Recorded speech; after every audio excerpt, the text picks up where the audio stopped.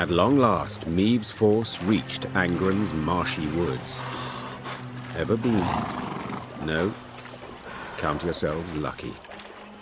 Are you certain we haven't lost our way? Alas, here there is no way. We continue south, that's all. South, meaning the bottom. Should you ever venture there, I offer you this advice. Do your utmost to make no noise. Poor soul. His comrades cried out, reached out, but alas, amidst frothing waters they heard bones cracking, the moan of metal bent and crushed. What the bloody hell, what was that? Rather not know, personally. Hold your positions! Arms at the ready! It was a glusty war. One of many the Lyrians would encounter along their path. But let's not get ahead of ourselves. At last, Meave and her force stood upon the Yaruga's bank.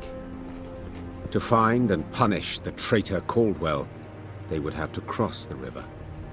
Yet the sole bridge nearby was in Nilfgaard's hands.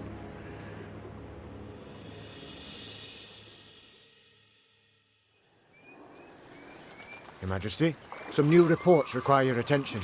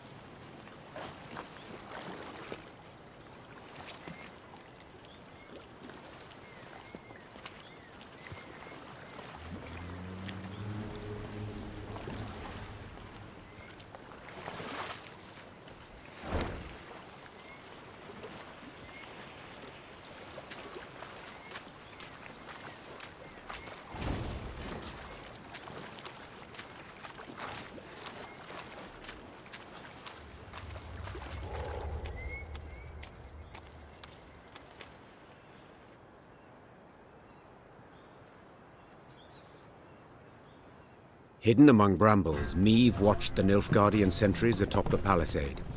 In full gear, alert in stance, they looked sharp and ready to defend the stronghold. Blast. Meave hissed, for she now knew Red Lobinden would not fall by surprise. A siege would be needed, and it would slow her advance. Yet there was naught she could do, as this was her one road to Angren and to Caldwell. Reynard wiped the sweat from his brow, donned his helmet, and dropped his visor with a tap. On your command, Your Majesty.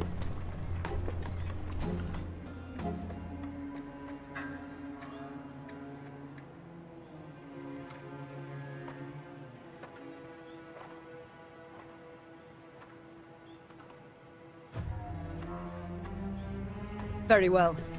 We mustn't delay. Reynard, our plan of attack. Armoured infantry to lead and take the first salvo upon their breast, scaling ladders to follow. Afterwards... Masterful.